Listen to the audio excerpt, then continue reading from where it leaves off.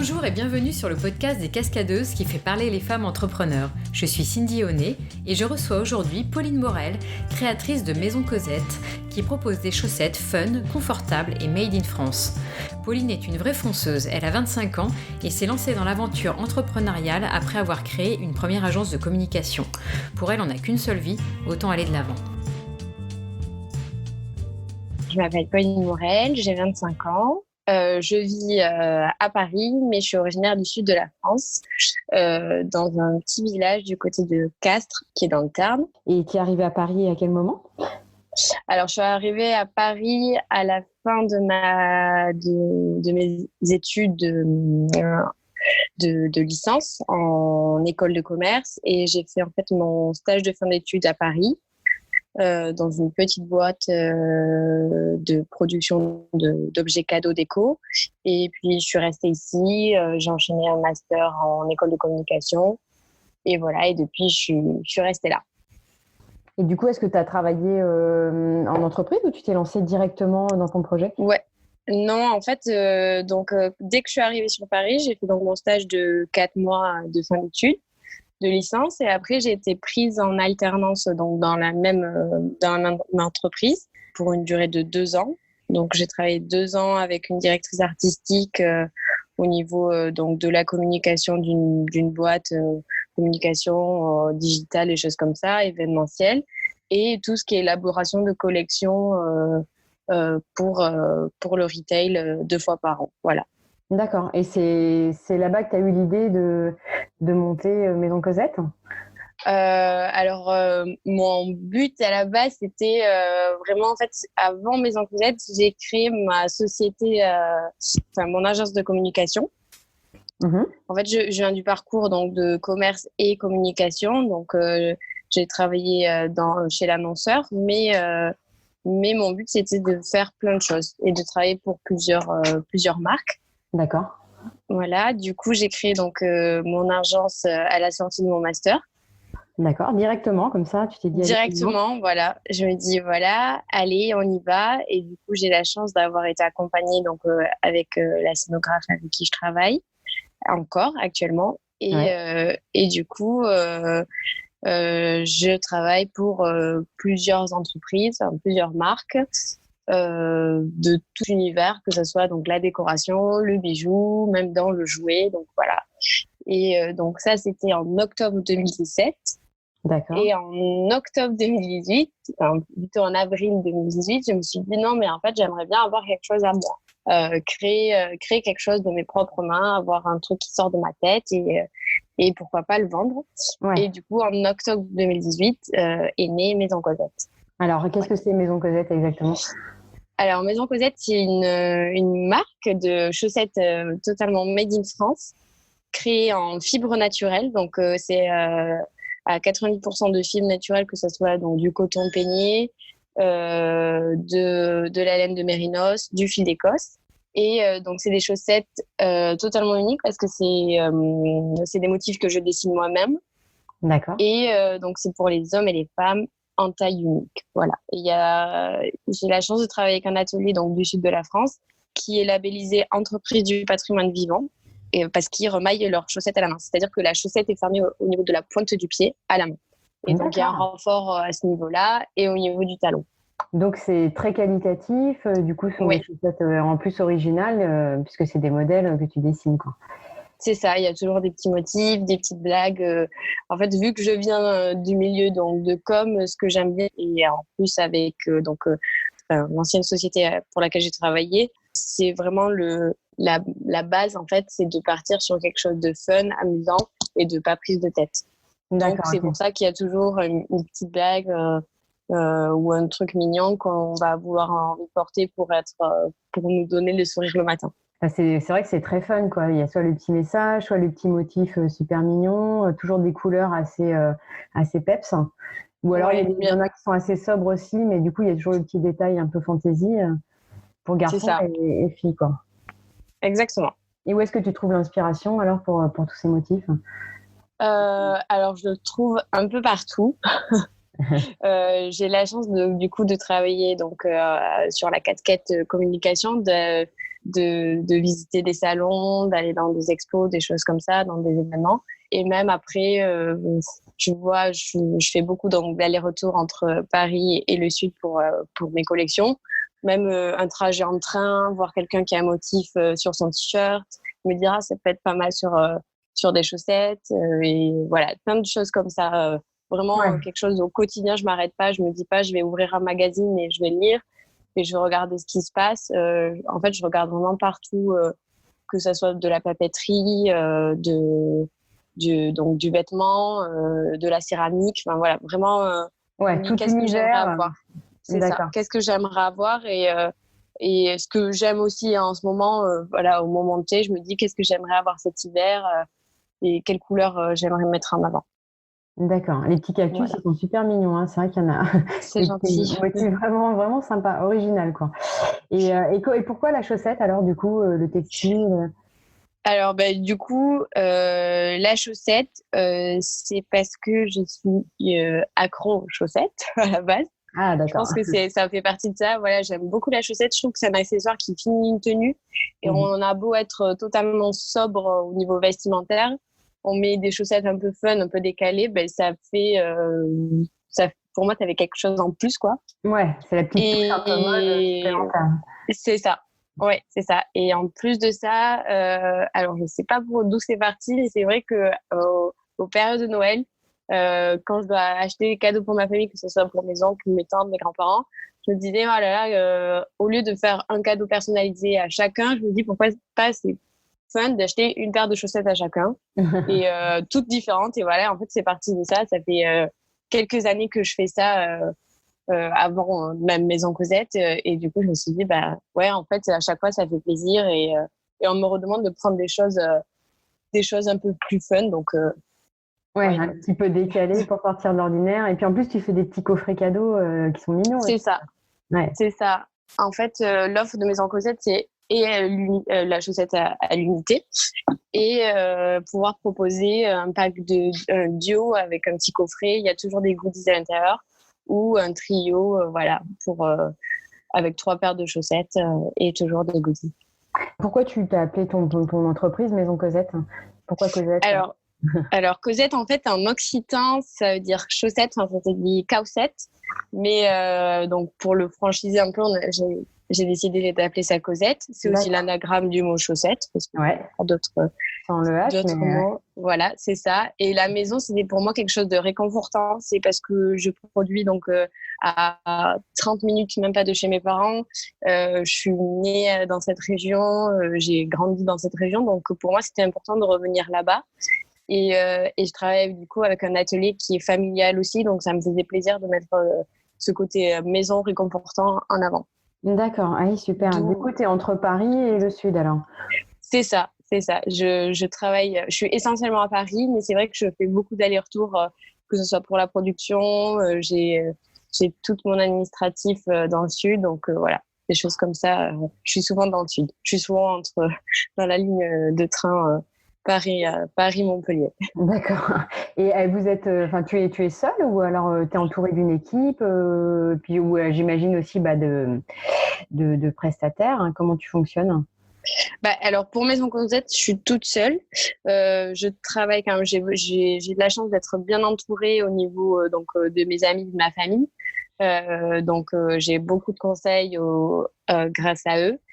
Et après, donc je travaille avec cet atelier du sud de la France et après tous mes prestataires, que ce soit mon expert comptable ou des choses comme ça, ou mes parents qui m'aident beaucoup aussi sur les processus, les démarches à suivre, l'administratif, parce que j'ai de la chance qu'ils soient indépendants eux aussi. Ah, très bien, ouais. Voilà. Donc c'est aussi une histoire familiale, quoi, de créer son entreprise. C'est ça, parce qu'en fait, donc toute ma famille sont commerçants depuis plusieurs générations. Là, on va fêter les 100 ans de la boutique de mes parents cet été, wow, donc c'est super. Et du coup, mes parents revendent les chaussettes Maison Cosette dans leur boutique, donc ça c'est chouette. Et du coup, une partie du stock des chaussettes sont chez eux. Voilà, enfin, il y a plein de choses qui les relient à Maison Cosette aussi. Donc ça me faisait plaisir aussi d'appeler cette marque donc maison par rapport à eux, et Cosette parce que mon papa affectionne particulièrement donc l'occitan, donc ça me faisait plaisir aussi pour petite référence familiale et puis de tes origines. C'est ça. Ouais. C'est ça. Et du coup, d'où le nom de chaque chaussette. En fait, toutes les chaussettes ont un prénom. Et en fait, tous les prénoms sont les prénoms de personnes de ma famille. Il y a super. Donc, le Henri et la Josette, par exemple, c'est mes grands-parents maternels. La Maïté, c'est ma grand-mère paternelle. Voilà, des choses comme ça. Ok, c'est sympa. Effectivement. Voilà. Donc, tous mes aïeux sont représentés dans mes chaussettes. C'est une bonne idée. Et est-ce que le digital t'a aidé aussi, j'imagine que oui, à lancer du coup ton projet? Ouais, comment t'as fonctionné? Donc toi, tu viens de la com, donc j'imagine que tu connaissais déjà toutes les actions à mettre en place pour lancer les chaussettes, faire vendre, les faire connaître. Comment t'as fonctionné en fait? Oui, exactement. C'est vrai que mon agence de communication m'aide beaucoup sur ça aujourd'hui. Dès le départ, donc j'ai créé tout ce qui est réseaux sociaux, des choses comme ça. Et après, j'ai essayé de mettre en place, et je mets encore en place, des partenariats de blogueuses et d'instagrammeuses. Ouais. Donc voilà, j'ai une bonne relation avec elles. Je me doute que les produits leur plaisent. Et voilà, j'essaye de mettre ça en avant, et je travaille beaucoup avec une attachée presse aussi pour faire diffuser mes produits dans la presse. D'accord. Que ce soit la presse locale ou nationale. Voilà, donc c'est vrai que c'est un enjeu important pour moi, le digital. Après, c'est très compliqué de se faire connaître sur Internet, sur les réseaux sociaux, des choses comme ça, mais c'est un travail quotidien. En fait. Tous les jours, je suis dessus. J'essaye de mettre en avant les produits. J'essaye de m'améliorer à donner à mes abonnés d'autres informations, que ce soit là, il y a beaucoup de visuels, mais j'essaye de mettre en avant donc le savoir-faire, comment c'est fabriqué, en quelle matière, pourquoi cette matière, voilà, des choses comme ça. Ouais, d'accord. J'essaie de mettre en avant beaucoup le savoir-faire en fait de l'atelier et la qualité du produit. Et oui, parce que c'est vrai qu'aujourd'hui, les gens aiment savoir dans quoi ils dépensent leur argent, connaître un peu, avoir un peu de transparence sur les produits, connaître l'histoire. C'est important aujourd'hui. Il y a un enjeu quand même là-dessus sur le Made in France. C'est quelque chose du coup que tu essaies de mettre en avant aussi. Ouais. Moi, après, je veux pas être donneuse de leçons, de choses comme ça, mais c'est vrai que ça me porte vraiment à cœur de mettre en avant ce savoir-faire, de montrer qu'il y a des belles choses en France, qu'on peut y arriver, que ça sert à rien d'acheter 10 000 paires de chaussettes à 1 euro, que peut-être une paire à 20 euros qui va vous durer 3 ans de plus sera peut-être plus confortable qu'en acheter 10 par mois. Ouais, c'est sûr. C'est sûr. Et puis du coup, c'est une dépense plus raisonnée aussi, quoi. Moins consumée. Exactement. Et donc là, ça fait 1 an que tu as lancé Maison Cosette, c'est ça? Octobre 2018, donc bientôt 1 an, ouais. Bientôt 1 an, ouais. Et alors là, avec un petit peu de recul comme ça, est-ce que c'est positif pour l'instant? Est-ce que tu es contente de ce départ? Oui, alors je suis très contente parce que du coup, j'ai pu réaliser déjà 3 collections. Donc, j'avais commencé en octobre avec la collection hiver. En février est arrivée la collection printemps, et là en juin dernier la collection été. Donc je fais des petites séries mais par saison, et je suis plutôt contente parce que les gens apprécient le produit, me font des retours positifs et rachètent par la suite. Donc je suis plutôt contente. Bon là, c'est vrai que la période d'été, en plus avec donc les fortes chaleurs, l'activité est plus calme, mais j'étais très très heureuse de ce lancement, et j'espère que ça va continuer pour la saison prochaine, donc l'automne et l'hiver prochain. Quand tu as lancé du coup ton projet, comment tu as fait financièrement? Est-ce que tu as été accompagnée par un financement, un dispositif, ou est-ce que du coup tu t'es lancée toute seule avec tes propres fonds? Alors, à la base, je me suis lancée toute seule avec mes propres fonds, dû à l'activité de communication, mais pour être plus stable, on va dire plus confortable. Voilà. Ouais. J'ai demandé j'ai demandé un petit fonds à ma banque. Oui, c'est ça. Puis du coup, pas mettre non plus toutes tes économies. C'est ça, en danger, des choses comme ça. D'accord. Et est-ce que tu as été aidée aussi par ton réseau? Donc, j'ai cru comprendre que ta famille était très présente. En ce qui concerne tes amis, ton réseau professionnel, est-ce que c'est pareil? Est-ce qu'ils ont bien accueilli le projet? Est-ce que tu as été un peu soutenue au niveau de la visibilité, de la communication?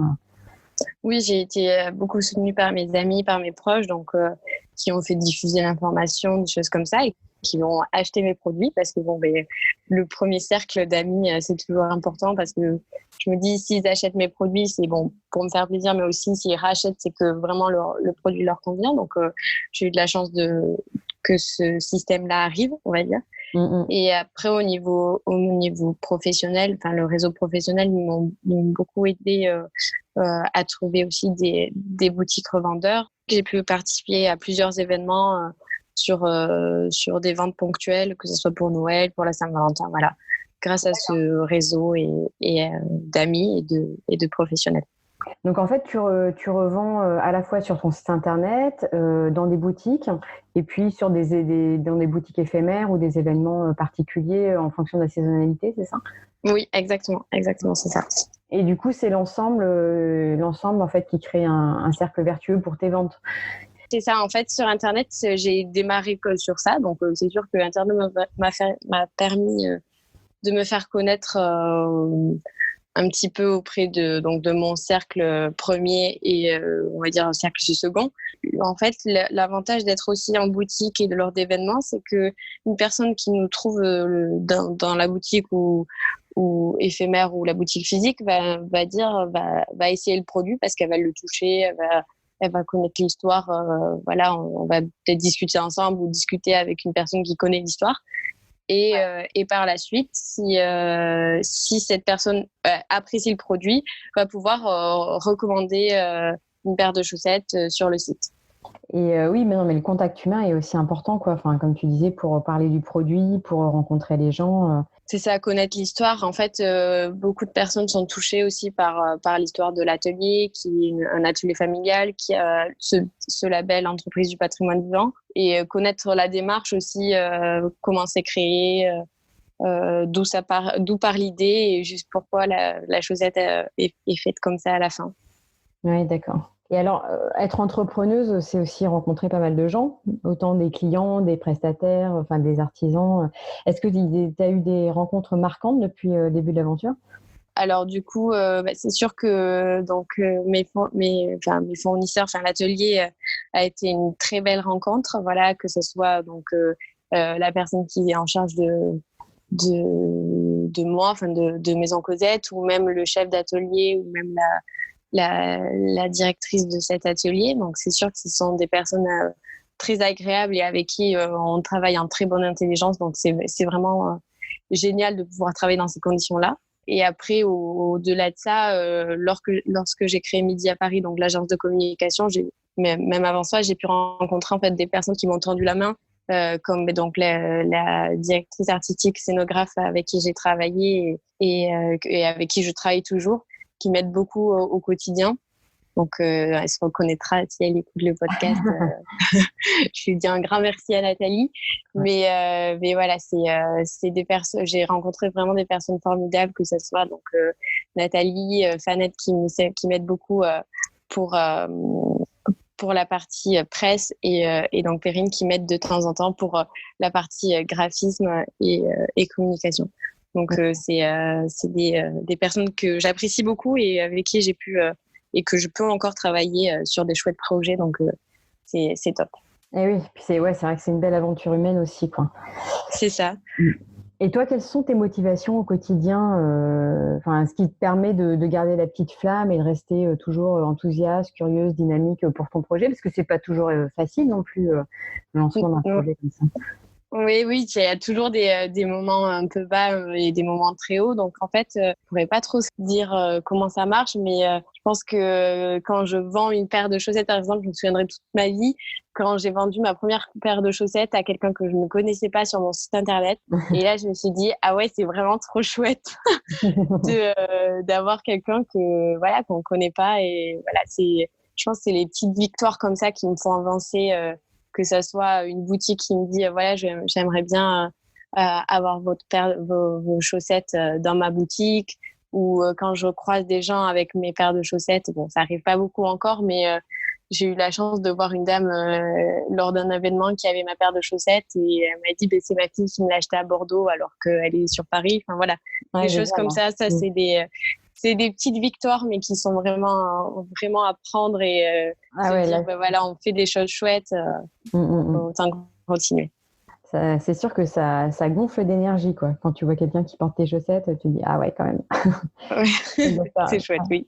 Et est-ce que toi, tu as une petite phrase ou une conviction, un leitmotiv qui t'encourage au quotidien, un principe que tu aimes bien suivant? Je me dis, si je le fais pas maintenant, je le ferai jamais. Voilà, j'ai toujours. Mes parents sont des gros bosseurs, mes grands-parents étaient de gros bosseurs aussi, et ils le sont encore pour certains. Donc du coup, je me dis, faut que tu fasses comme eux, faut que tu les rendes fiers. Et du coup, je me dis, si tu le fais pas maintenant, tu le feras jamais. Voilà. Autant prendre le moment présent, me dire, faut y aller, et on n'a qu'une seule vie, et donc autant aller de l'avant.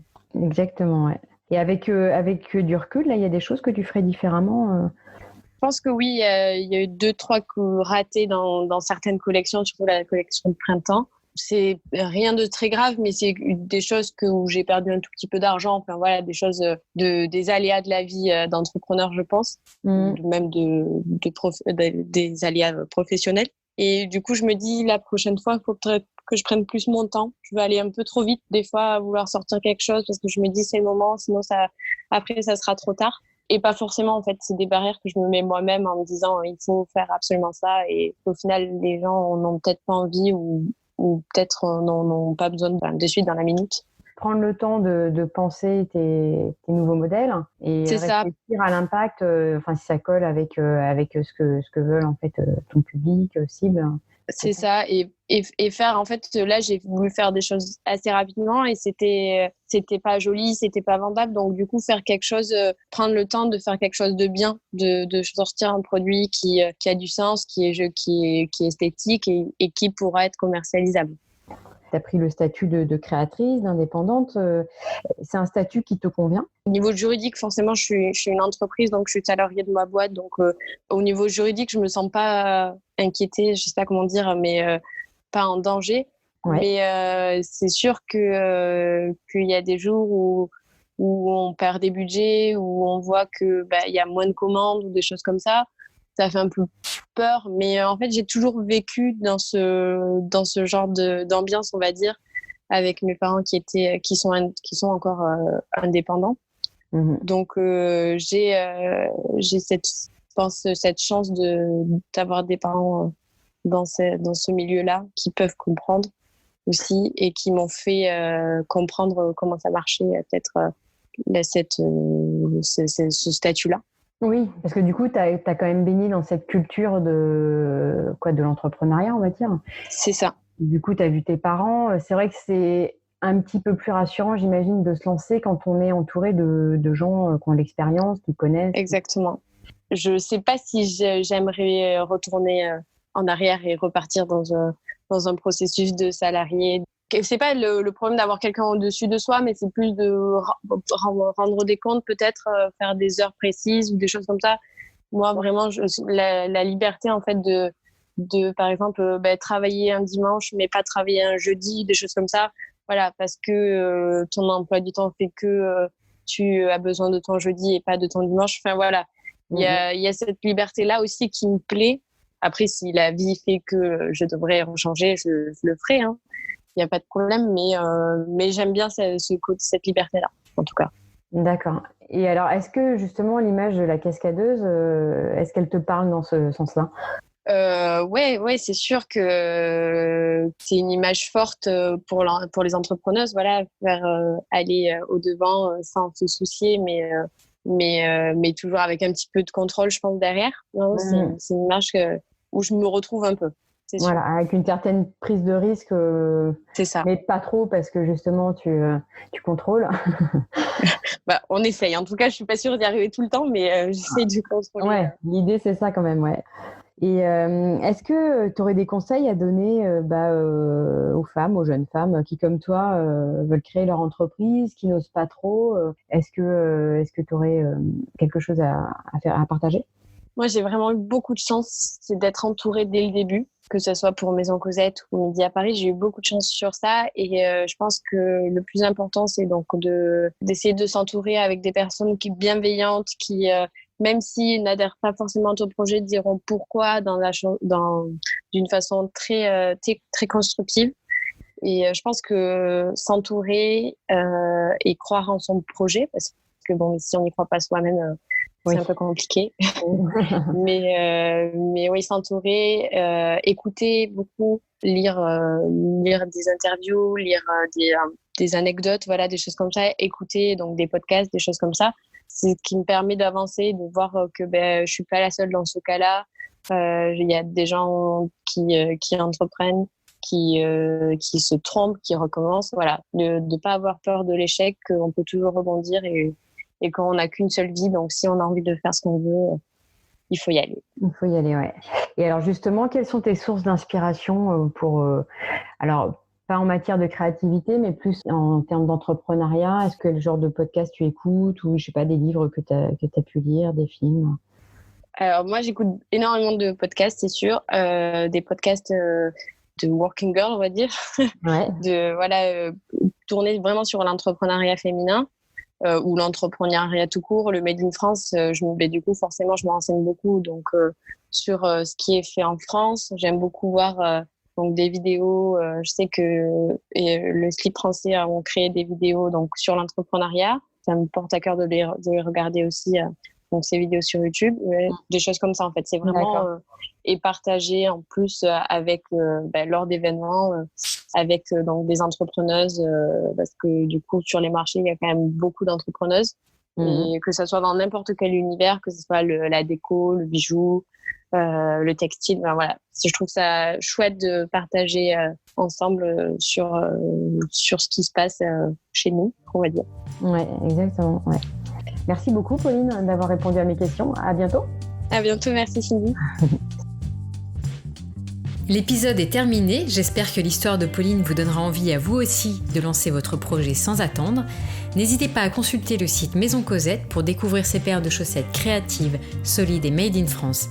Et merci de liker le podcast, mettre un commentaire, des étoiles et partager pour le faire vivre.